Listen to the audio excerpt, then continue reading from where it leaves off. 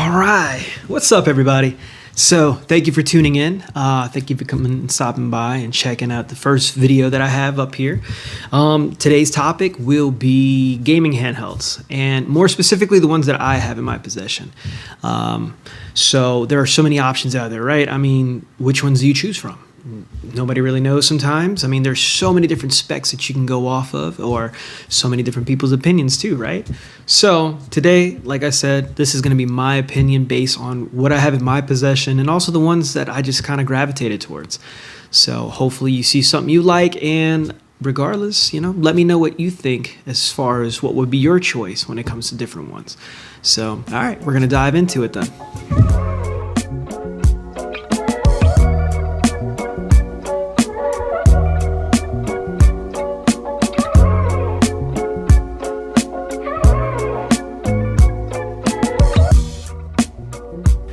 Alright, so the first one I'm going to talk about is the Miyoo Mini Plus, right? Beautiful little device.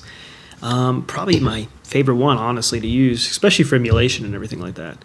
I was looking for something that could give me that Game Boy / Game Boy Color experience. That's pretty much when I grew up, and that's what I love the most. So I went for this little guy here. It's a beautiful little device, has a 3.5 IPS screen. Colors look so vibrant on it.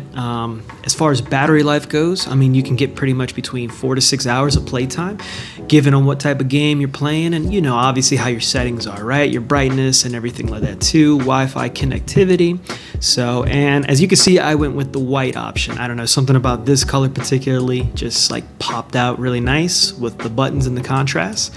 You can get it in gray, black, of course, that iridescent purple color that everybody loved on the Game Boy Color back in the day, right? We can emulate the devices that you probably would enjoy most. I mean, we have everything from the Famicom to the Game Boy Color to Game Boy games, obviously. We have Game Boy Advance, Sega Genesis, we have PlayStation 1, the Super Nintendo on here as well as other games from arcade games, different things, right? I wanted to play things, classics like Zelda, obviously. A bunch of Zeldas that I missed out back in the day, mostly in the Game Boy Color era, as far as like Oracle of Seasons and Oracle of Ages. The Minish Cap on Game Boy Advance is one that I truly wanted to play, just never got my hands on a Game Boy Advance back then. So this right here allows me to do that, along with the super classics. That's pretty much the reason why I sought out for a nice little device like this. So, and I mean, this thing is perfect the way it is. I mean, size-wise, I love it. It can easily fit into my pocket. I put it in a little carrying case that goes in my to-go bag that I bring everywhere with me. I mean, and the beautiful thing is you literally just start right up and play, right? I mean, continue on your progress and go from there. So, like I said, once you get your hands on one of these, a lot of people like to do a few different things. Onion OS, it's something everybody likes to upgrade this with, making it more of a user-friendly experience when it comes to playing your ROMs and stuff. Me, I'm kind of like a creature of habit, kind of like an old fogey. Like once I start playing with something, that's how it is, that's how I like it. It's easy for me. And honestly, the OS that's on here is pretty easy. I've gotten used to it, right?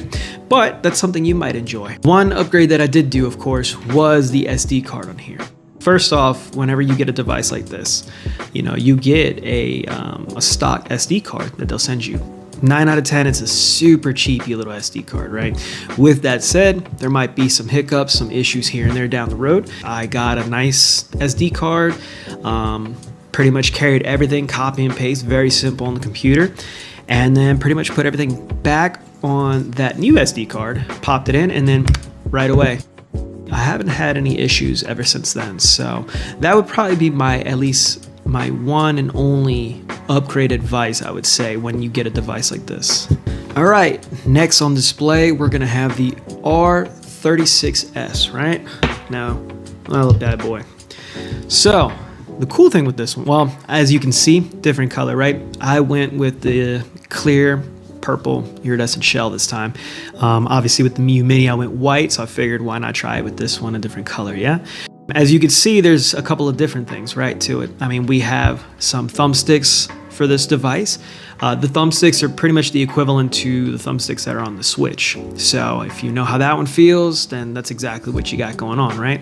Now with this device, my one complaint would probably be the fact of the startup. It takes forever to turn on compared to the Miyoo Mini. That's sometimes it's not really a make it or break it situation. However, why would I go with this device? Well, like I said, battery life is about the same. Screen is the same as the Miyoo Mini. It is bigger in dimensions, so it's a little heftier. Supports up to 21 different emulators, right? But this one actually will emulate things like Nintendo 64 games, Nintendo DS Lite, or DS games, I should say, PlayStation 1 and PlayStation 2 games as well. I had a Nintendo DS for sure. I still do actually. That's one of my favorite devices, but I kind of got one late in the game, so I didn't experience a lot of, well, games back then when they first came out, right? So this one I'm able to kind of like emulate some of those older titles that I kind of missed out on. The only other gripe that I have about this one specifically are the buttons. When it comes to the buttons, they feel a little cheeky, right? Like they just don't feel good to the touch.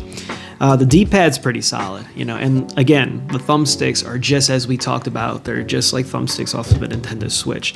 The buttons throw me off, and everything is super clicky, which is, you know, sometimes not a bad thing, but I mean, it's kind of like obnoxiously loud. I mean, it does have the back paddles, which sound okay, right? I mean, there's back paddle shit on a device like this. With that said, if I had to choose one, I still pick my Miyoo Mini Plus. I just love the feel to it. The startup is so fast whenever I turn it on. Everything runs smoothly. And like I said, I mean, it feels and looks close enough to me like a Game Boy Color, just like I would want it to. Also, the beautiful thing about this is that you can get these two devices, I mean, pretty much everywhere, right? You see all these people advertising on third-party sites and stuff like that. I'll be straight up with you.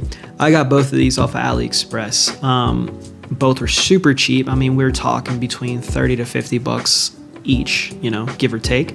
As to where you could find them on other places, right? Like Amazon or other third-party people that might have them between $50 to $100. Give or take the storage that it comes with, you know, right? 64 gigabytes for both of these devices. You can get up to 128 gigabytes for each one if you wanted to. A lot of people love the Ambernic devices. I don't have any of those at hand. I am curious to hear your thoughts if you have one of those devices, or if you went with one of these, right? Or if you went with none of them and you're just like, I'd rather emulate my games on, let's say, the Steam Deck or even the ROG Ally, which that's another topic and another set of handhelds we'll talk about on another day. So yeah, comments below to talk to me directly, or honestly find me on Instagram at Insomnomatic, because I pretty much live over there. That's easiest way. Just drop me a DM with your thoughts and things like that. So, all right, guys, thank you, and happy gaming, everybody.